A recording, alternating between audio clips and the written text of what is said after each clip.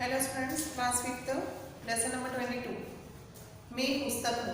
आज हम पुस्तक की आत्मकथा के बारे में जानेंगे कि एक पुस्तक आपसे क्या कहना चाहती है। तो पढ़ना स्टार्ट करते हैं। मैं पुस्तक हूँ, मैं तुम्हारी अपनी पुस्तक हूँ। पुस्तक क्या कहती है कि मैं पुस्तक हूँ और तुम्हारी अपनी ही पुस्तक हूँ। अगर तुम मुझसे प्यार करोगे तो बड़े बन जाओगे। मतलब कि जो प्रतिदिन जिनको पुस्तकों से अधिक लगाव होता है, जो प्रतिदिन उसमें पढ़ लिख कर प्रतिदिन अभ्यास करते हैं, तो पुस्तक क्या कहना चाहती है कि अगर तुम मुझसे प्रेम करोगे तो बड़े बन जाओगे। मैं ज्ञान का भंडार हूँ। क्या हूँ?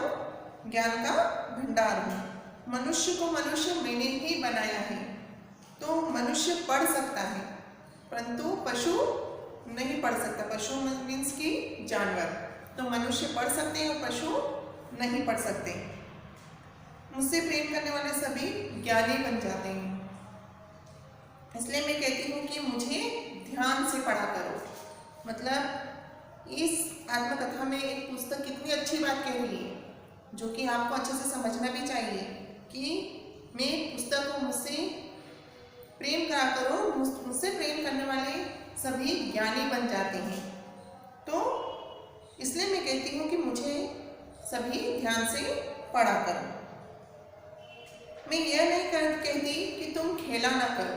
मतलब पुस्तक क्या कहती है कि मैं ऐसा नहीं कहती हूँ कि तुम खेलना कूदना बंद कर दो। मतलब कि खेला ना करो। तो खेलना भी आवश्यक है। मतलब कि हर कार्य समय पर होना आवश्यक है। तो पढ़ना भी आवश्यक है तो खेलना भी आवश्यक है, लेकिन हमें पढ़ाई पर अधिक ध्यान देना चाहिए। आज जिन्हें तुम विद्वान कहते हो उन्हें विद्वान मैंने ही बनाया है। पुस्तक क्या कहते हैं कि आज जैसे तुम कहते हो ना कि बहुत बड़ा विद्वान है, बहुत बड़ा ज्ञानी है, तो उन्हें विद्वान मैंने ही बनाया है।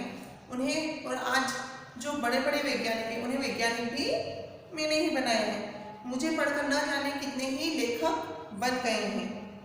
पहले मैं उन्हें विद्वान बनाती हूँ, फिर मैं उन्हें लेखक बनाती हूँ, तो फिर बाद में वे मुझे बनाते हैं। मतलब एक पुस्तक ने कितनी अच्छी बात कही कि पहले मैं उन्हें विद्वान बनाती हूँ, मैं उन्हें लेखक बनाती हूँ, फिर वे मुझे बनाते हैं। मतलब कि जब हम पढ़ते हैं ना पुस्तकों में, अधिकतर कहीं लेखक के राइटर के नाम होते हैं, तो लेखक होंगे वो पुस्तकें लिखेंगे। और तो मतलब कि दोनों ही कॉमन है कि लेखक होगा तो पुस्तकें लिखेगा और वह एक से दूसरे के पास, दूसरे से तीसरे, इस प्रकार से मतलब सभी के पास पहुंच जाती है। किसके माध्यम से? ज्ञान के माध्यम से। तो सभी विषय मेरे पास है। पुस्तक क्या कहती है कि मेरे पास सभी विषय हैं। कोई मुझे हिंदी की पुस्तक कहता है तो कोई मुझे गणित की पुस्तक कहता है, तो कोई मुझे विज्ञान और संस्कृत की, तो कोई मुझे धर्म की पुस्तक कहता है। तो मैं संसार के संपूर्ण ज्ञान का भंडार हूँ। पुस्तक क्या कहती है कि मैं इस संसार के संपूर्ण ज्ञान का भंडार हूँ। मेरा मंदिर सरस्वती का मंदिर कहलाता है। जो पुस्तक का जो मंदिर होता है, जो पुस्तकालय होता है, तो क्या कहती है पुस्तकें कि मेरा मंदिर सरस्वती का मंदिर कहलाता है, क्योंकि सरस्वती जो होती है वो ज्ञान और विद्या की देवी होती है। तो ये विद्यालय और पुस्तकालय सब मेरे ही मंदिर हैं। मैं क ख ग से चलती हूँ। ऐसा तो है नहीं कि आप डायरेक्ट पढ़ना सीख जाते हो, क्योंकि शुरुआत आप क ख ग से ही करते हो। तो वहाँ से ही हम एक एक अक्षर पढ़कर हम पढ़ना सीखते हैं। तो मैं क ख ग से चलती हूँ और विश्वकोश बन जाती हूँ। मैं तुम्हारे बस्तों में रहती हूँ। बस्तों में मतलब तुम्हारे जो स्कूल के बैग होते हैं उन्हें हम कहते हैं बस्ता। तो वो क्या कह रहे हैं? मैं तुम्हारे बस्तों में रहती हूँ। उसके साथ बड़े बड़े पुस्तकालयों में भी मैं रहती हूँ। मतलब कि पुस्तक कह रही है कि मैं तुम्हारे बस्तों में रहती हूँ, घरों में रहती हूँ, बड़े बड़े पुस्तकालयों में रहती हूँ, धार्मिक स्थलों में रहती हूँ। तो इस प्रकार पुस्तक अपना परिचय आपको दे रही है। ये सब वही काम करती है जो मैं करती हूँ। पुस्तक क्या कहती है कि ये जितनी भी पुस्तकों के बारे में आपको अभी बताया है, तो ये सभी वही काम करती है जो मैं करती हूँ। वे भी मेरी तरह ज्ञान बटोरती है और ज्ञान को बांटती है। ज्ञान बटोरना और ज्ञान को बांटना। तो मैं अमीर और गरीब में अंतर नहीं करती। मतलब कि पुस्तक कहना चाह रही है कि मैं यह नहीं देखती कि कौन अमीर है और कौन गरीब है। तो मैं कभी किसी में कोई अंतर नहीं करती, या फिर यह अंतर भी नहीं करती कि कौन छोटा है या कौन बड़ा है। बस मेरी तो एक ही शर्त है कि मुझे ध्यान से पढ़ो। क्या कहती है पुस्तक कि मैं कभी किसी में कोई अंतर नहीं करती। मुझे बस एक ही शर्त है मेरी कि जो भी मुझे पढ़े वह मुझे ध्यान से पढ़े। तो कुछ लोग बड़े बुद्धिमान होते हैं, वे मुझ पर जिद चढ़ाते हैं, क्योंकि जब हम विद्यालय खुलते हैं, छुट्टियां समाप्त होती है, तो हम नई नई पुस्तकें लाते हैं, कॉपियाँ लाते हैं। तो आपको शिक्षक भी यही कहते हैं कि उन पर कवर चढ़ाइए, उन पर जिल्द चढ़ाइए। तो क्या कहते हैं कि कुछ वे जो लोग बड़े बुद्धिमान होते हैं वो मुझ पर जिल्द चढ़ाते हैं, मतलब कवर चढ़ाते हैं।